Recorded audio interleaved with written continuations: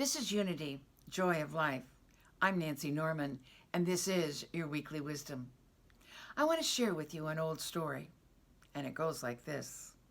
Once upon a time, there was an old woman who carried a little worn, ragged sack, and in that sack was one small, tarnished dream.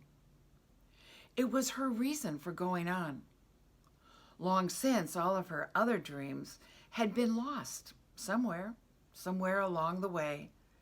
But this one last little dream, she cherished that dream and refused to part with it. As she trudged along, she became tired and she sat under a tree. Suddenly, she had an inspiration. With trembling hands, she reached into that ragged little sack and took out that tarnished, dull little dream. She held it lovingly in her hands. And then all at once, she began to shine and polish that dream. She hardly realized that the passing of time, it went so quickly. And after a while, she saw that that dream was as shiny and as sparkly as it could become.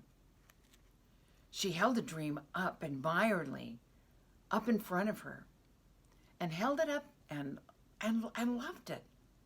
And in its shininess, she caught a glimpse of her own reflection. She was astonished. She saw a beautiful young face, as young and as beautiful and as full of wonder as it had been the day that she created the dream.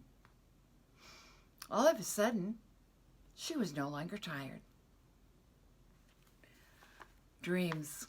All of us have dreams.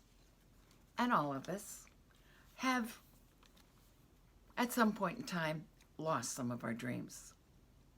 Most of us start off with, just like this little old lady, with a little sack full of dreams, of magnificent dreams, a bag of dreams. And as we go through life, we lose them one by one.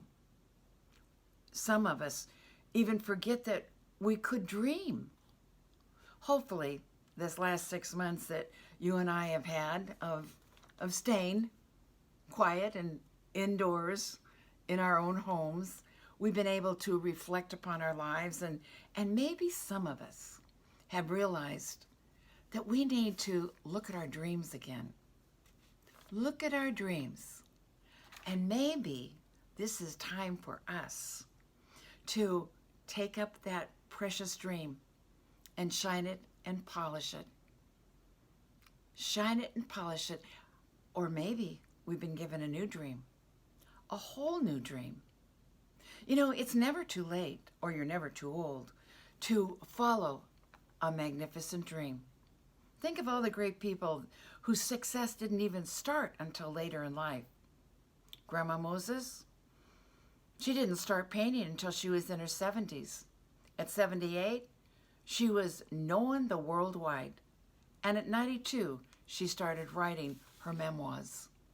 Ray Kroc, of McDonald fame, he began a partnership with a restaurant at 53. He purchased the restaurant at 59, and McDonald's was born. Judi Dench, that magnificent British actress, spent 30 years at the Royal Shakespeare Company and never had a leading role until she was 34.